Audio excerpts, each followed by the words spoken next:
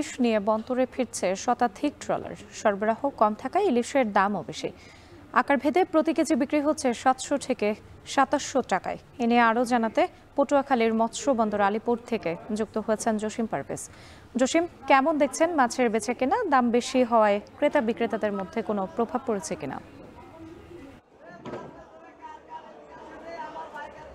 যাত্রী ক্রেতা যারা আছেন তারা বলেছেন যে মাছের চাহিদা তুলনায় অনেক সরবরাহ কম, সে কারণেই তাদের মাছ বেশি দামে কিনতে হচ্ছে। এবং এছাড়া যারা বিক্রেতা রয়েছে, তার মানে যারা সামুদ্রিক জেলে রয়েছেন, তারা বলছেন যে গত শনিবার থেকে তারা সমুদ্র শান্ত হওয়ার পর কিন্তু তারা মাছ শিকারে গিয়েছিলেন। সমুদ্রে মাছ শিকার করে যে যতটুকু পেরেছেন সে মাছ নিয়ে দেশের বৃহত্তম যে মৎস্য অবতরণ কেন্দ্র আলীপুর মহিপুরে নিয়ে এসেছেন, তারা এখানে বেচা বিক্রি করছেন। তবে এখানে দেশের বিভিন্ন স্থান থেকে যে পাইকাররা এখানে এসেছেন, তারা এসে কাঙ্ক্ষিত মাছ না পাওয়ায় মাছের দামটা একটু বেড়েই চলছে। তো আজ এখানে 1 কেজি ওজনের যে ইলিশ, তা প্রতি কেজি বিক্রি হয়েছে 2750 টাকা, এবং 800 থেকে 900 গ্রাম ওজনের যে ইলিশ, তা আজ বেচা বিক্রি হচ্ছে 2000 টাকা প্রতি কেজি। এছাড়া যে 500 থেকে 700 গ্রাম ওজনের ইলিশ, তা আজ বেচা বিক্রি হয়েছে 1400 টাকা প্রতি কেজি।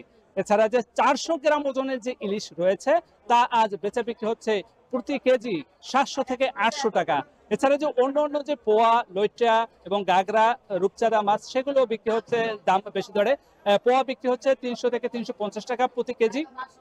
লইট্টা মাছ বিক্রি হচ্ছে 100 থেকে 120 টাকা কেজি। এছাড়া গাগরা বিক্রি হচ্ছে 150 টাকা কেজি, এবং রূপচাঁদা মাছ বিক্রি হচ্ছে 1000 টাকা থেকে 1500 টাকা প্রতি কেজি।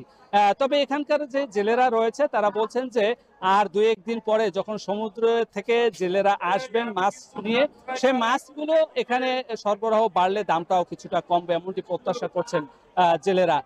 এবং বিক্রেতারাও বলছেন যে আর কয়েকদিন পরে, যেহেতু আবহাওয়া ঠিক হওয়ার পরে এখন সমুদ্রগামী হয়েছে জেলেরা ট্রলার নিয়ে, এখন মাছ শিকার চলছে। ভরা মৌসুমে মাছের দেখা মিললে মাছের সরবরাহ বাড়বে, দামও কমবে।